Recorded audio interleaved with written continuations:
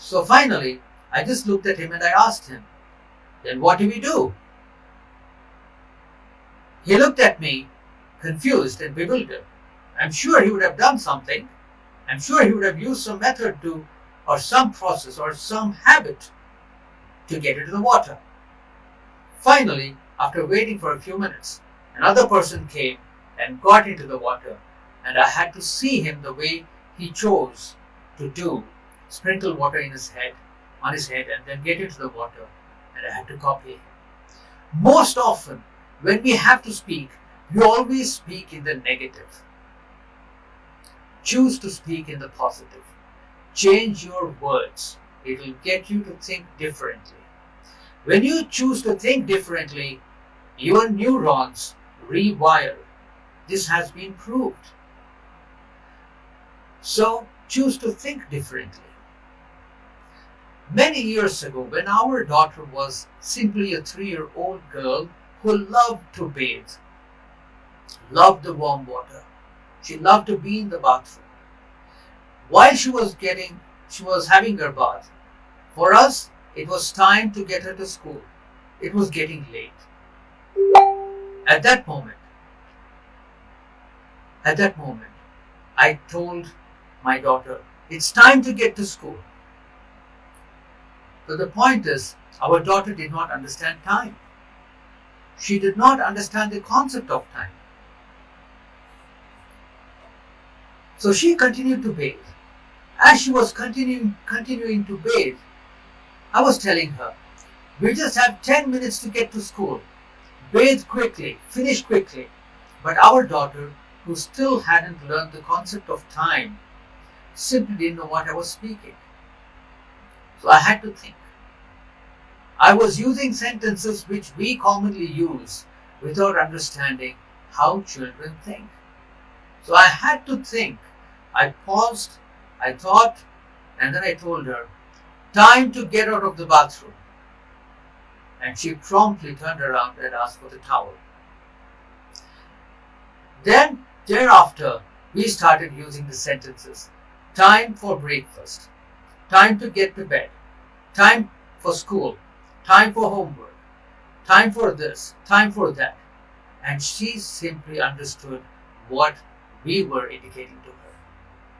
Like this, we all need to change the way we think so that we communicate what we intend to communicate. And we must do it in a way which does not breed fear, does not breed apprehension, does not breed confusion. It just must enhance clarity and enhance harmony amongst us. The third point that I'm coming to is ask. Choose to ask. Some of us are so arrogant. We believe our arrogance is our self-confidence. And some of us are too shy to ask or too self-conscious to ask. People who are self-conscious are not self-confident. Many people believe that their self-consciousness is their self-confidence. I often ask people, are you confident of yourself? And they say yes. Well, self-confidence, self-worth, self-love, all these three are very important. They're all three pillars of our existence. If self-confidence is about expressing ourselves, self-worth is about realizing what our value is, and self-love is to know who you really are. We are nothing but pure, unblemished, unconditional love. When a child is born and you get to hold the child in your hands, a wave of love sweeps over you. A smile encapsulates your being. And that's what that newborn did to you.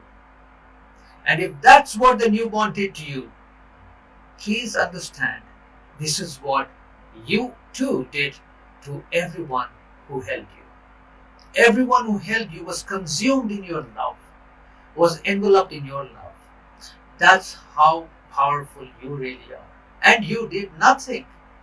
Your existence simply did that. And that's the same thing that you are capable of even today. So ask without prejudice. When you ask, whatever you ask is given.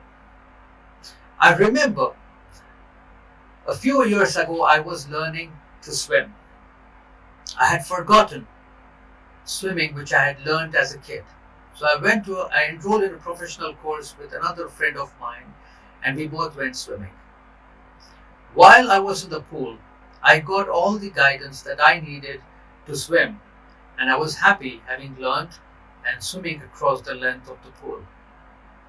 My friend was too shy, too self-conscious to ask the instructor, and he found the instructor instructing several ladies, and he retorted, "Look at the instructor, only focusing on the women. He wouldn't come and instruct me." I told him, "Why don't you go and ask?" He said, "No, I won't. I know he won't come." But then I told him, "Let me help you." So I went to the instructor and told him, "My friend needs your help to learn swimming. Apparently, he feels that you're not giving him enough attention." You know what happened? For the next 2 days, the instructor was helping my friend. You just need to ask, and whatever you ask is given. It's not only about physical help. We can receive all kinds of help that we need. I constantly ask for what I need, and it just finds its way to me. Whatever it is, be it inner guidance, be it my work, be it all the resources that I need, be it people who will come by and help. Whatever I need, I ask for it. And when I ask, I just know that it comes. And it finds its way. And it finds its way not because I'm different. It finds its way only because I choose to ask. So ask without hesitation. Ask without being self-conscious. Now let me explain to you what is meant by being self-conscious. People usually believe when I ask them, "Do you love yourself?" They say, "Yes, I do."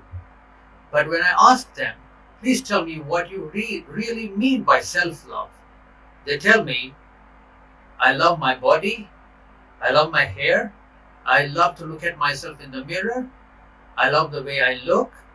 Well, all of this is necessary, but that does not amount to self-conscious, having self-love. It amounts to being body conscious. Body conscious and being in self-love are two different things. When you are in self-love, your body simply heals itself. Your body cannot be sick after that. Many people who love themselves end up being sick. But yes, sometimes your karma can unfold itself, leaving you sick. And at that time, if you are in love with yourself, then you will completely accept what's coming and live through it without the pain affecting you.